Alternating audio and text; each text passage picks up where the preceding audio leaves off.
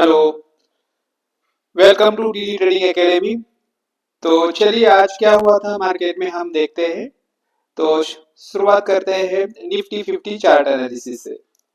तो देखो आज निफ्टी 50 चार्ट एनालिसिस में क्या देखने को मिल रहा है। ये है आज का सीपीआर जो कि वाइड है या फिर हम उसे एवरेज सीपीआर बोल सकते हैं। मार्केट आज फ्लैट ओपन हुआ।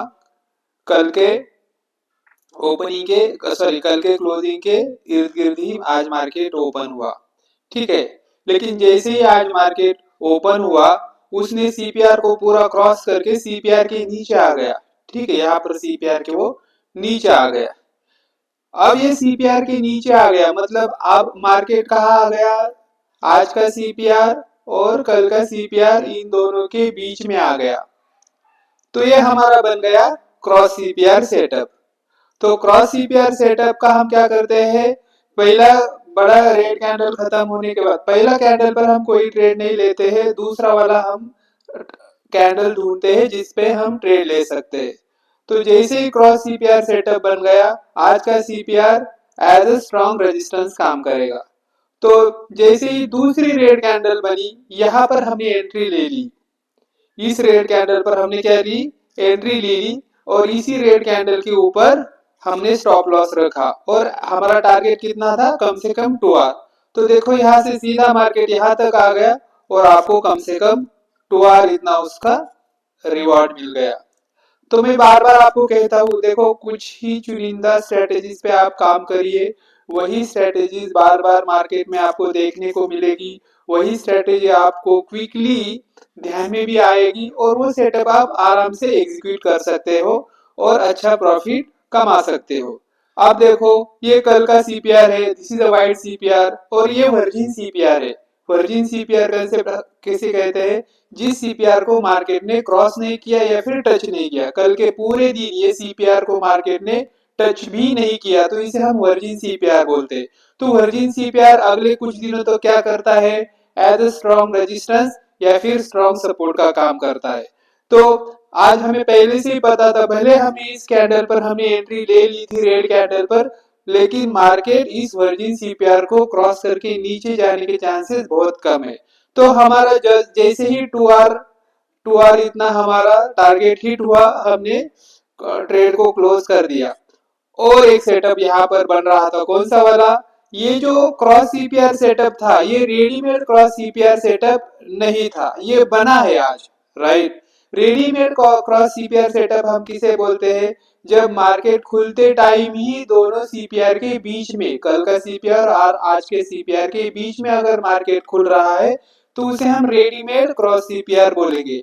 लेकिन ये क्रॉस सीपीआर रेडीमेड नहीं था, क्यों, क्योंकि मार्केट कल के सीपीआर और आज के सीपीआर के बाहर ओपन हुआ था, लेकिन ओपन होने के बाद उन दोनों सीपीआर के अंदर आया। तो ये बाद में ये क्रॉस सीपीआर सेटअप बना था। तो जब भी क्रॉस सीपीआर सेटअप रेडीमेड नहीं है तो उस सेटअप में क्रॉस सीपीआर सेटअप का ट्रेड खत्म होने के बाद रिवर्सल के चांसेस फिर से होते हैं। उसे हम बोलते हैं बाल्ट कैंडल रिवर्सल सेटअप।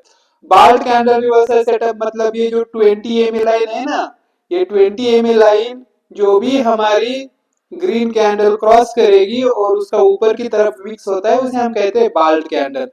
तो जैसे ही ये बाल्ट कैंडल 20 को क्रॉस कर गई, इसी के ऊपर हमारा एंट्री हो रहा था दूसरे सेटअप का, बाल्ट कैंडल रिवर्सल सेटअप। और ये रेडीमेड क्रॉस सीपीआर सेटअप नहीं था तो रिवर्सल चांसेस ज्यादा थे। तो हमने इस पे भी और एक ट्रेड ले लिया और इसके नीचे हमने हमारा स्टॉप लॉस रखा और यहाँ से आगे हमारा कम से कम 2 आवर रिवॉर्ड था। राइट। तो ये दोनों सेटअप देखो आराम से एग्जीक्यूट हुए, आराम से आपने अच्छा प्रॉफिट कमाया रहेगा। चलो देखते हैं बैंक निफ्टी में क्या हुआ था। बैंक निफ्टी में देखो मार्केट, बैंक निफ्टी में देखो आज का सीपीआर कैसा है, वाइड सीपीआर है। कल का क्लोजिंग आज के सीपीआर के ऊपर है। आज का ओपनिंग भी आज के सीपीआर के ऊपर है। बड़ी रेड कैंडल बनी लेकिन इस सीपीआर को क्रॉस करके नीचे नहीं चली गई, ऊपर ही उसने फिर से जंप किया। तो यही से हमें पता चल रहा है कि आज बैंक निफ्टी में बायस एग्रेसिव है। ठीक है। तो यहाँ पर हमारा कौन सा सेटअप बनता है, पैरेलल सीपीआर सेटअप बनता है। ठीक है, पैरेलल सीपीआर सेटअप हम रिटेस्ट पर लेते हैं, रिटेस्ट कैंडल पर, मतलब फिर से स्विंग आना चाहिए और उस स्विंग में हम रिटेस्ट कैंडल ढूंढते हैं। तो ये तो बड़ी ग्रीन कैंडल बनी, तो रिटेस्ट कैंडल हम मार्केट फिर से ऊपर गया, फिर से नीचे आया सीपीआर की तरफ, और ये दूसरी वाली ग्रीन कैंडल रिटेस्ट कैंडल बन गई।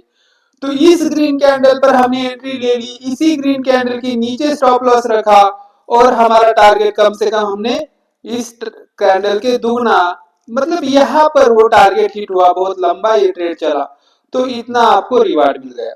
मैंने बार बार कहा है, हम 15 दिन से यही सेटअप्स बार बार डिस्कस कर रहे हैं, यही सेटअप्स मार्केट में हर रोज आपको देखने को मिल रहे हैं, यही सेटअप बार बार रिपीट हो रहे हैं और अच्छे रिस्क और रिवार्ड आपको देके जा रहे हैं। इसलिए मैं कहता हूँ कि ज्यादा सेटअप्स पढ़ने की जरूरत नहीं, ज्यादा कॉम्प्लेक्स और ज्यादा चीजों को कॉम्प्लेक्स करने की जरूरत नहीं। मार्केट में थोड़े ही चुनिंदा सेटअप्स आप पढ़ो, वही सेटअप्स आपको अच्छे रिस्क और रिवार्ड देंगे, वही सेटअप बार बार रिपीट होते रहते हैं और उसका आपको अच्छे से एडवांटेज भी मिल सकता है। देखो, हम पिछले 15 दिनों से देख सकते हैं सभी सेटअप्स अच्छे से एग्जीक्यूट कर रहे हो रहे, कहीं पर हमारा स्टॉप लॉस हिट नहीं हो रहा है।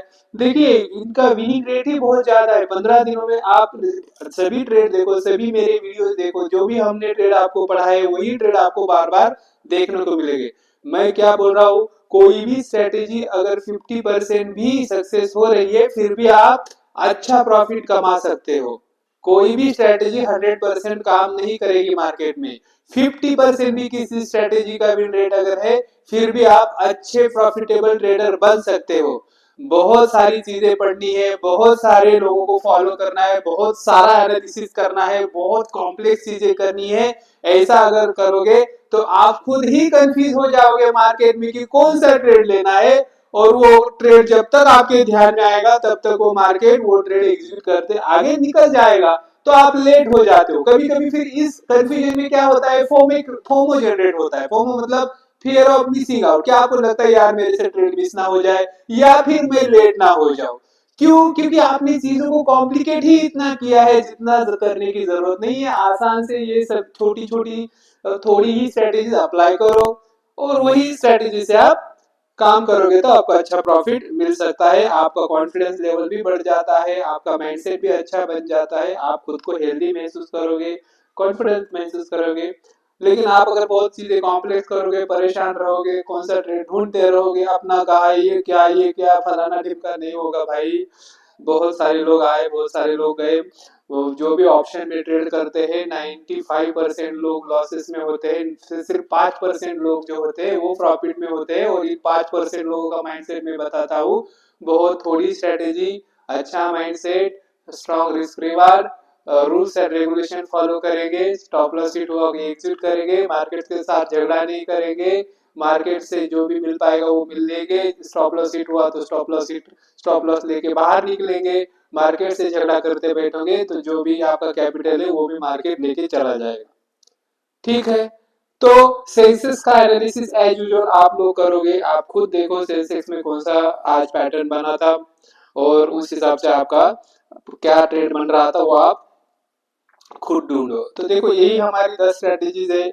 यही स्ट्रेटेजीज बार बार मार्केट में आपको देखने को मिलेगी, यही स्ट्रेटेजीज बार बार मार्केट में एग्जीक्यूट होती रहेगी। इनकी एंट्री क्राइटेरिया क्या है, रिटेस्ट पर एंट्री है या डायरेक्ट एंट्री है, या किस तरह से एंट्री, यही हम पढ़ाते, यही बार बार आपको देखने को मिलेगा।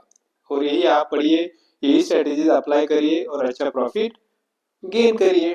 Thank you all of you. मिलेंगे कल के वीडियो में फिर से एक बार।